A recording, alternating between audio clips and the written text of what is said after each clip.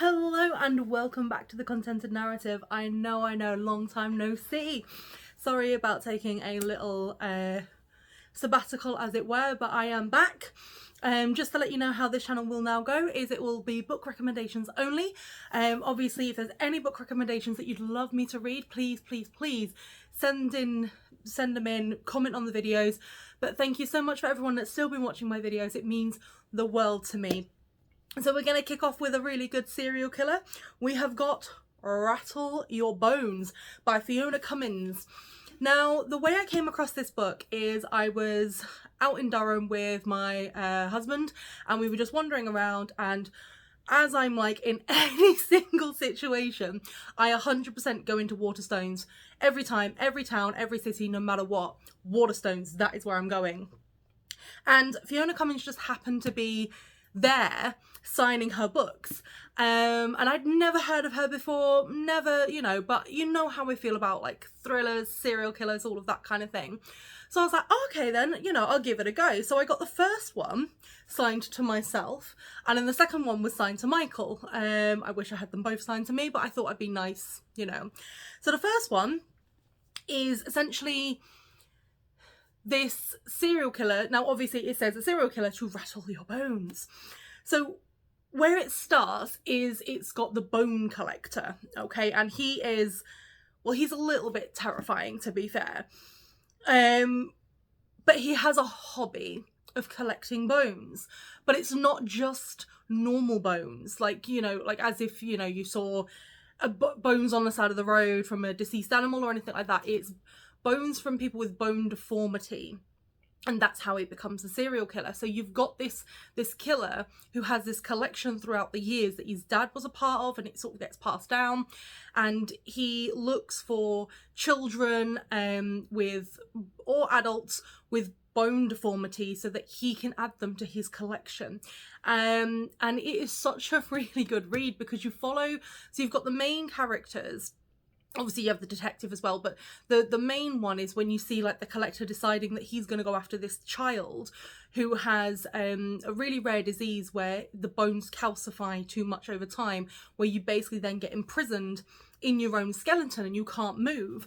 And it's basically the collector is setting up for this big, this he's going to get this boy and he's gonna do what he needs to do and everything like that. And it was very, very good because you get it from different points of view, and you get it from the point of view of the boy, you get it from the point of view of the detective, you get it from the point of view of the serial killer, and as you're kind of building up and starting to get the traction, and they start figuring out that actually these abductions of children aren't just abductions from like generic people, they there's an actual thing behind it.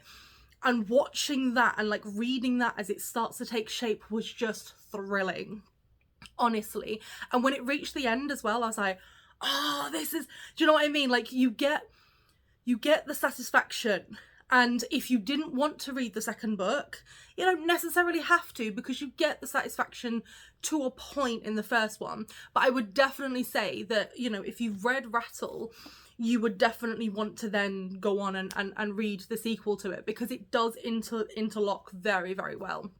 And I thoroughly enjoyed it. I could not put it down. It was one of those that you sit down and you go, all right then, do you know what I mean? I'll give it a go. Serial killer, we'll see how far we get. And then you get like halfway through and you're like, okay. And you kind of sat there going, I'm really glad that I don't have any bone deformities. But it's just because I know that serial killers have been done to death, and I do think Fiona Cummins has done this really well in the respects that the characters, you see the flaws of the parents as they start to fall to pieces, and you see that one person goes one way, like one of the earlier victims where the child's gone missing, the mum just completely shuts down, the dad decides to go off and do whatever he wants, and you see, and it's really good to see that the fallout seems natural.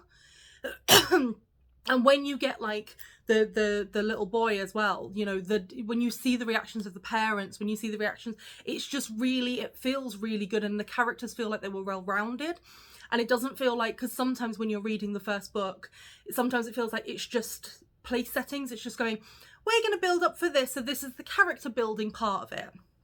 This does not feel like it. It feels like every single character has come in completely 100% with a backstory, with a life, and you can really envision yourself in these areas that she's describing. So I would definitely, I mean, for me, it was a 5 out of 5. I loved it.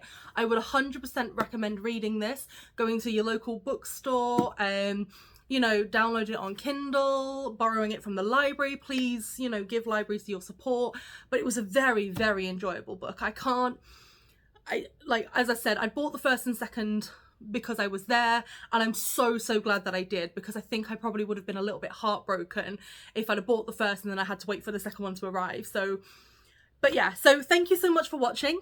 Thank you so much for your support, and as I said, welcome back, and hopefully you just keep enjoying these videos. So remember to always keep it contento.